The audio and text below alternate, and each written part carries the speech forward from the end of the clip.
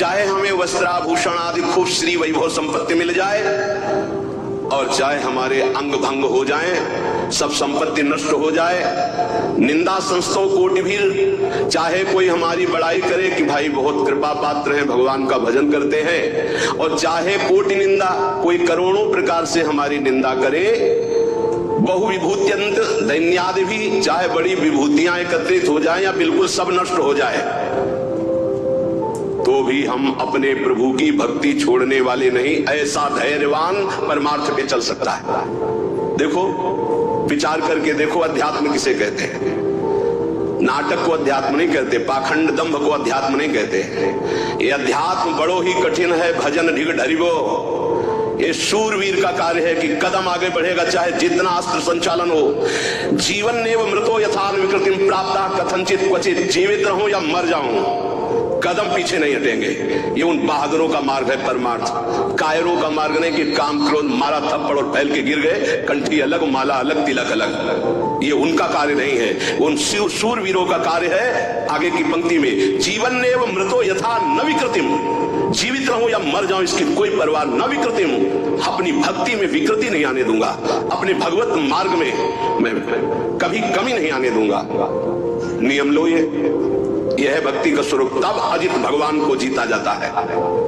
ये खिलवाड़ का मार्ग नहीं है। प्राप्ता कथनचित क्वचित, कोई भी विकार आकर के कहीं भी निपट सकता है। यह है गुरु का चेला, दूसरा कोई नहीं है। जैसे पहलवान गुरु अपने चेले को जहां देखता है कि कमजोर है वही पीट पीट के फिर वो अखाड़े पे खड़ा करता है, अंगुली घुमाता है, ऐसे कोई भी लड़ सकता है। ऐसे ही यहां क्वचित कथनचित, कहीं भी कोई भी मेरे प्राण ले लो, लेकिन मैं भक्ति का मार्ग नहीं छोड़ सकता।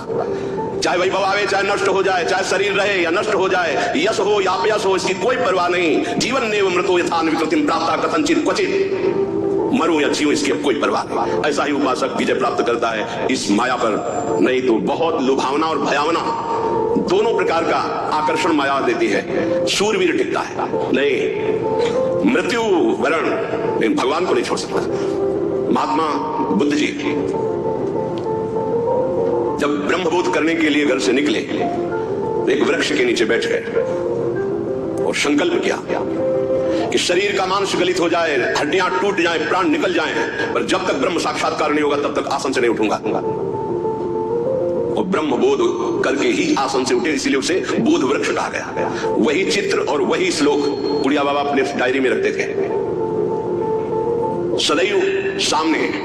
ऐसे जीवन में दो श्लोक सामने सदैव रखा अपने दिमाग में। मात्रा स्पर्शास्तु कौन्तेय शीतोष्ण सुख दुःखदा आगमा पायनो अनित्यास्तास्ति चस्व भारत यम ही न व्यथयन्ति ते पुरुषम पुरुषर्षभ सम दुःखा सुखाधीरम स्वमृतत्वाय कल्पते। जब कभी कोई भी विपत्ति, संकट, गर्मी, सर्दी, भूख, प्यास, ये दो श्लोक का निरंतर सामने से भगवान कह रहे, जगत गुरु कह रहे, यम ही न व्यथयन्ति ते, व्यथित मत हो, शांत मंत्र में लग, अपने इष्ट के चिंतन में लग। श्री वृंदावन आश्रय प्रिय महानंद कंदम परम, जो ऐसा हो जाता है उसे वृंदावन महा आनंद प्रदान करता है, वो महाप्रेम का अधिकारी होता है। देखो, शरीर छूटेगा, आज नहीं तो कल छूटेगा।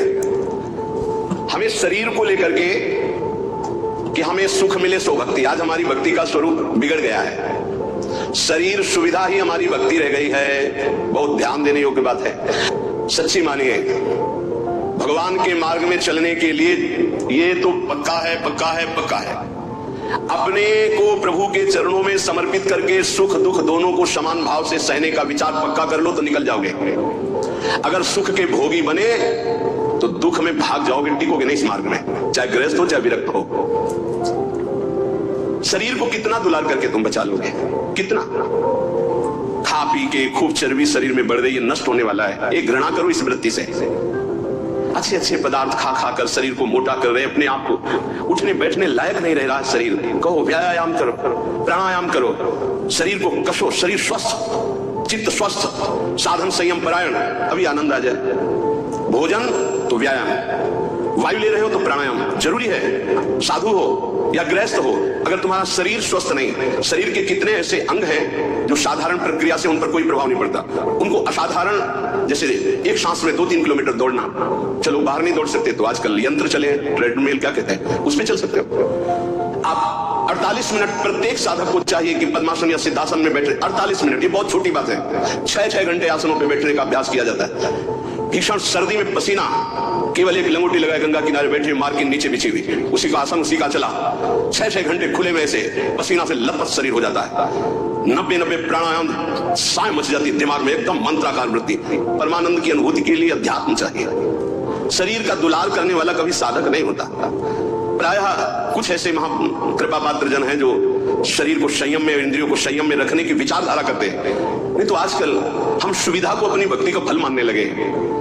सही, हम आपसे हृदय की बात कहते, भले बुरा लगे। ये सुविधा भगवान की प्राप्ति में बड़ी दुविधा है। जब तक भगवत प्राप्ति न हो जाए तब तक सुविधा का भोग न करें। हम धन्य घड़ी वो मानते हैं जब हमारा जीवन असुविधा में व्यतीत हुआ है। 20 वर्ष हम धन्यवाद प्रभु को करते हैं कि वो समय हमको दिया जो हम जानते नहीं थे कि वही सुख का साधन है, वही सुख का साधन है। हम नहीं समझ पाए थे, हम उसे समझ रहे थे, हमारी कसौटी कसी जा रही। लेकिन आज हमको समझ में आता है कि हमारा वरदान का समय वो था।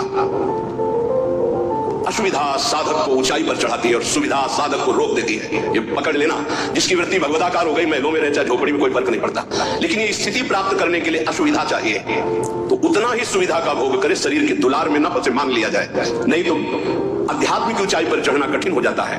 जो भगवत प्राप्त महात्मा जन हैं वो कह रहे हैं, बहुत जन्म व्यतीत हो गए इस शरीर से प्यार करते हुए, लेकिन सदगुरुदेव नहीं मिले, इसलिए तुम बाजी हारते गए। मन रे अब की बेर संहारो, जन्म अनेक दगा में खोए, बिना गुरु बाजी हारो। मन रे अब की बेर संहारो। बहुत से तुम्हारे जन्म हुए, मनुष्य जन्म, लेकिन सदगुरु नहीं मिले, इसलिए बाजी हार गए। अब की जीत जाओ। सदगुरु का वर्ण करके उनकी आज्ञा के अनुसार चलना बहुत कठिन है। सदगुरु की आज्ञा पर चलना। हमारा मन अहंकार से प्रेरित होकर मनमानी आचरण करने के लिए बहुत राजी होता है, लेकिन गुरुमानी होकर मन को मारकर गुरु आज्ञा में रहना ये किसी विशेष भाग्यशाली उपासक के भाव होते हैं।